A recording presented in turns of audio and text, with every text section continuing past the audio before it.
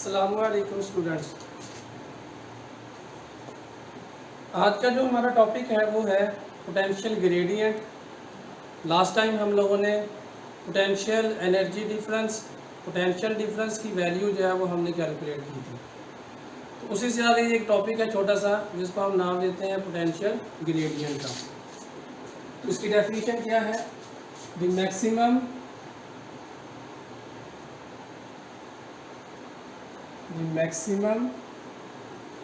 Change of potential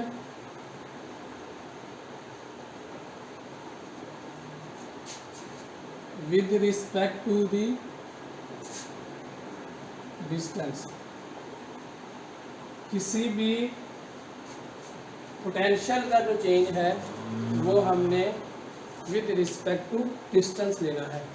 इसको हम नाम देते हैं पोटेंशियल ग्रेडियंट। अगर हम ग्रेडियंट की बात करें, ग्रेडियंट क्या होता है?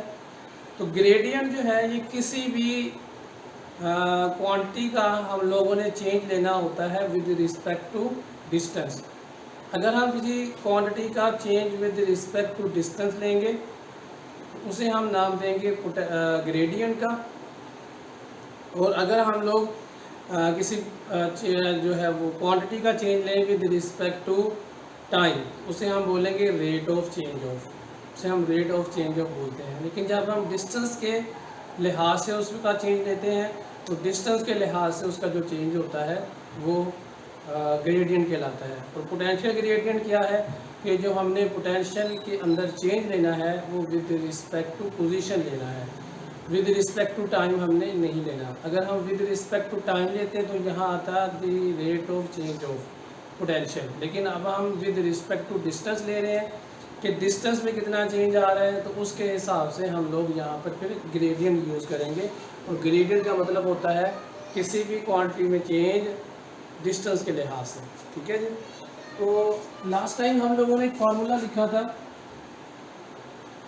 Delta V is equal to work done from A to B divided by Q naught. यहाँ पर हमारे पास ये एक प्लेट है और ये दूसरी प्लेट है। ये वाली जो है वो पॉजिटिवली चार्ज प्लेट है सपोज, और ये वाली जो है ये नेगेटिवली चार्ज प्लेट है। और इलेक्ट्रिक फील्ड की जो डायरेक्शन है वो फ्रॉम पॉजिटिव टू नेगेटिव है।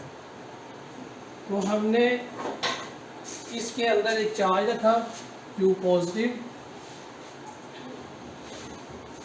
अब हम जानते हैं कि जैसे ही चार्ज Q पॉजिटिव रखेंगे तो इसकी जो चार्ज है इसके तरफ एक फोर्स लगेगी डाउनवर्ड, और ये फोर्स होगी E is equal to Q naught E के बराबर।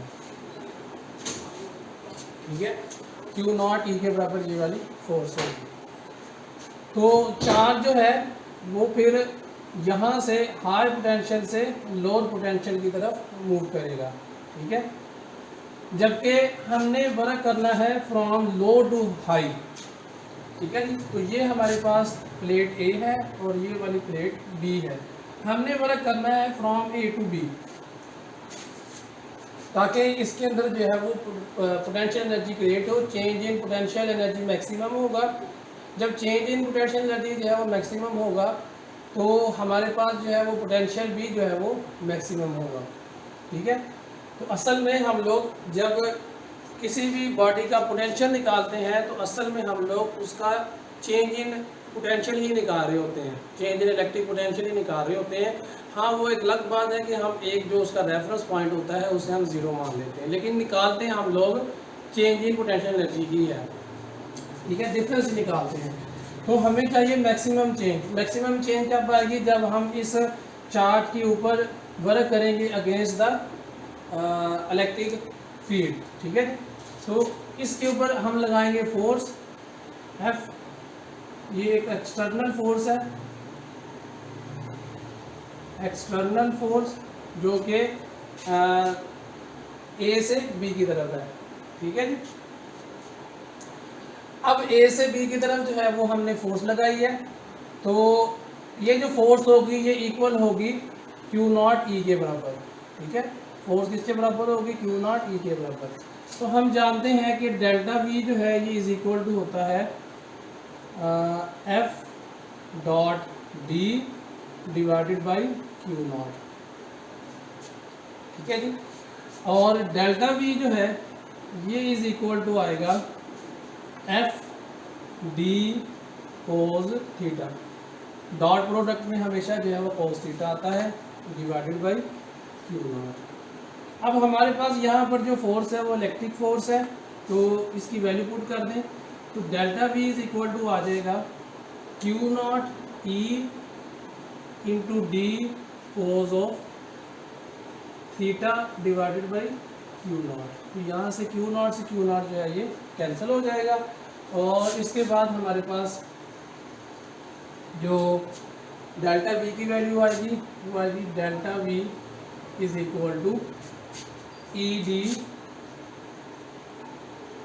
कोज ऑफ थीटा, ठीक है। अब देखें कि ये जो चार्ज है इसके अंदर डिस्प्लेसमेंट हो रहा है अपवर्ड, क्योंकि हम लोगों ने इसके ऊपर वर्क किया है, जबकि जो फोर्स है वो है डाउनवर्ड। तो फोर्स डाउनवर्ड एफ ई और जो डिस्प्लेसमेंट है वो अपवर्ड, तो इन दोनों के दरमियान में जो एंगल है वो आ जाएगा 180 डिग्री। तो थीटा कितना आ गया 180 degree, because theta is equal to 180 degree. तो यहाँ पर हम फिर थीटा की जगह पे 180 पुट करेंगे, तो delta V is equal to आ जाएगा E D cos of 180 degree, और कोज ऑफ 180 डिग्री जो होता है ये -1 के बराबर होता है। तो ये आ जाएगा ई डी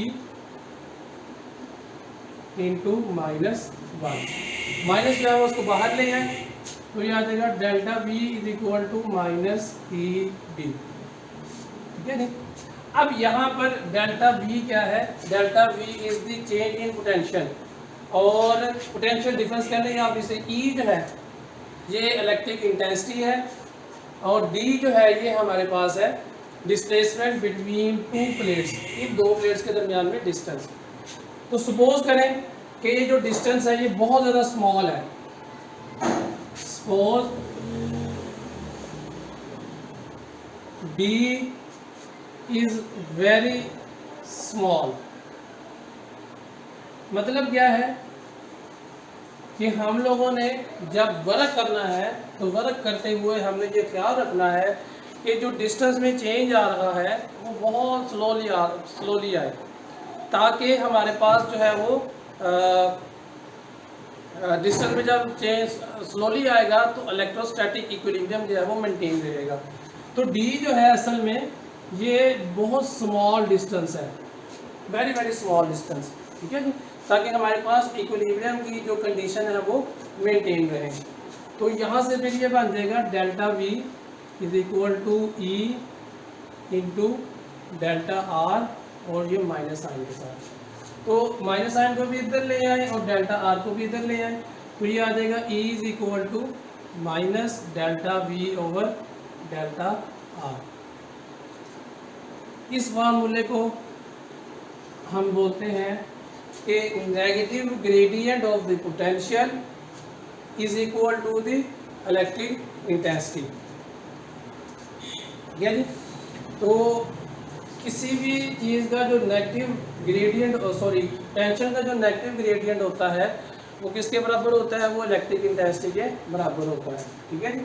तो यहाँ से फिर डेफिनेशन बन जाएगी the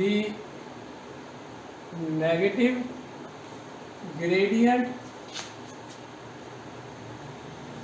gradient of the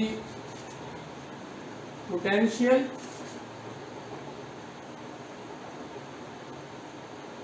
is called electric intensity, ठीक है जी। तो हम लोग किसी भी जगह पे इलेक्ट्रिक इंटेंसिटी निकालनी है तो हम उस जगह पे उसका जो पोटेंशियल है उसमें कितना चेंज आता है विद रिस्पेक्ट टू डिस्टेंस, हम ये निकाल लेंगे तो हमारे पास उस जगह पे इलेक्ट्रिक इंटेंसिटी जो है वो हम लोग वहाँ पे फाइंड आउट कर सकते हैं। ठीक है जी। यहाँ पे नेगेटिव से क्या मुराद है कि जिस तरफ ग्रेडियंट में चेंज है वो मैक्सिमम आएगा, इलेक्ट्रिक फील्ड उसके ऑपोजिट होगी। इलेक्ट्रिक फील्ड की जो डायरेक्शन है, इलेक्ट्रिक इंटेंसिटी की जो डायरेक्शन है वो उसके ऑपोजिट होगी। नेगेटिव साइन हमेशा जो है वो हमें बताता है डायरेक्शन, ऑपोजिट डायरेक्शन के बारे में। ठीक है, तो जिस तरह मैक्सिमम चेंज आ रहा है, लेकिन ये चार्ज जो है जब ये मूव करेगा ऊपर को, तो इसमें जो चेंज है वो ऊपर को जाएगा तो इसमें मैक्सिमम चेंज आएगा, लेकिन जो इलेक्ट्रिक इंटेंसिटी है उसकी जो डायरेक्शन है वो इसके ऑपोजिट होगी। तो ये इस जो है वो फार्मूले से भी हमें पता चलता है कि जब हम चार्ज को opposite to the electric intensity लेके जाएंगे, opposite to the electric field लेके जाएंगे, तब उसके अंदर जो है वो मैक्सिमम चेंज आएगा। और ये मैक्सिमम चेंज है with respect to time, with respect to distance, ये हमेशा किसके ऑपोजिट होगा? इलेक्ट्रिक इंटेंसिटी के ऑपोजिट होगा। तो यहाँ से इलेक्ट्रिक इंटेंसिटी का यूनिट और आ गया हमारे पास। Electric intensity is equal to होता है वोल्ट का, टेंशन का यूनिट है वो वोल्ट, और डिस्टेंस का यूनिट जो है वो आ गया मीटर। ठीक है जी। तो इसको हम इलेक्ट्रिक इंटेंसिटी को हम बोलेंगे वोल्ट पर मीटर। ठीक है जी। इससे पहले हमने एक यूनिट और भी निकाला हुआ है इलेक्ट्रिक इंटेंसिटी का। इलेक्ट्रिक इंटेंसिटी का यूनिट होता है जूल पर कूलम, न्यूटन पर कूलम होता है, जूल पर कूलम वोल्ट होता है, न्यूटन पर कूलम। फोर्स यहाँ से आप निकाल सकते हैं, फोर्स ओवर कूलम। ठीक है जी। तो यहाँ पर एक पेपर में एक क्वेश्चन आता है, प्रूव दैट वोल्ट पर metre is equal to newton पर कूलम। ठीक है। तो वोल्ट को हमने लास्ट टाइम डिफाइन किया था joule over coulomb into metre. ठीक है जी। और इसको हमने नाम दिया था न्यूटन ओवर कूलम। इस तरह से हम इसको लिख सकते हैं। वोल्ट जो होता है वो जूल पर कूलम के बराबर होता है, जबकि जो जूल है because joule is equal to newton metre के बराबर। यहाँ पर newton metre divided by C M, तो यहाँ से एम के साथ एम कट जाएगा और ये इज इक्वल टू आ जाएगा न्यूटन ओवर कूलम के। ठीक है जी। तो ये दोनों साइड्स जो हैं वो बराबर है। तो इससे हमें पता चलता है कि इलेक्ट्रिक इंटेंसिटी के अब दो यूनिट हैं। इलेक्ट्रिक इंटेंसिटी को हम न्यूटन पर कूलम के अंदर भी मेजर कर सकते हैं, और इलेक्ट्रिक इंटेंसिटी को हम लोग वोल्ट पर मीटर के अंदर भी कैलकुलेट कर सकते हैं। अब यहाँ पर अगर आप लोगों ने वेक्टोरियल फॉर्म में इसको कैलकुलेट करना है तो जारी बात है हमें फोर्स कैलकुलेट करनी पड़ेगी, उससे हम चार्ज पे डिवाइड करेंगे। सिंगल चार्ज के लिए, पॉइंट चार्ज के लिए अगर हमें इलेक्ट्रिक इंटेंसिटी कैलकुलेट करनी है, लेकिन अगर हमारे पास ये वाली सिचुएशन है जिसमें हमारे पास चार्ज प्लेट्स हैं, तो इसके लिए फिर हम लोग जो है वो ये वाला मेथड यूज़ करेंगे जिसमें हम उसका पोटेंशियल जो है वो कैलकुलेट करेंगे, फिर उस पोटेंशियल का नेगेटिव ग्रेडियंट लेंगे, तो वो हमारे पास उन दो प्लेट्स के दरमियान में इलेक्ट्रिक इंटेंसिटी आ जाएगी। ठीक है। तो अगर आप लोगों ने सिंगल चार्ज के लिए कैलकुलेट करना है तो सिंगल चार्ज के लिए ये होगा जूल पर कूलम, और फार्मूला होगा हमारे पास F is equal to Q E वाला, या E is equal to F over Q वाला फार्मूला हम अप्लाई करेंगे। ये वेक्टर फॉर्म है, वेक्टर फॉर्म के अंदर हम इसे कैलकुलेट करते हैं। लेकिन अगर आप लोगों ने जो है वो स्केलर फॉर्म से कैलकुलेट करना है तो स्केलर फॉर्म से के लिए हम क्या करेंगे, हम किसी भी जगह का पोटेंशियल जो है वो कैलकुलेट करेंगे और उसका फिर ग्रेडियंट ऑफ द पोटेंशियल ले लेंगे, negative gradient of the potential ले लेंगे। तो जो negative gradient of the potential आएगा वो इलेक्ट्रिक इंटेंसिटी के बराबर होगा। ठीक है जी। तो ये वाला एक शॉर्ट क्वेश्चन है जो पेपर में आ सकता है। ठीक है, इसको भी आप अगर देख लीजिएगा, आपकी बुक में है ये वाला, इसी के नीचे एक शॉर्ट फॉर्म इसको लिखा गया है। तो यहाँ तक कोई किसी किस्म का कोई भी क्वेश्चन हो तो मुझे कमेंट बॉक्स में पूछ लीजिएगा। बाकी इंशाल्लाह फिर नेक्स्ट लेक्चर के अंदर करेंगे। अल्लाह हाफिज़।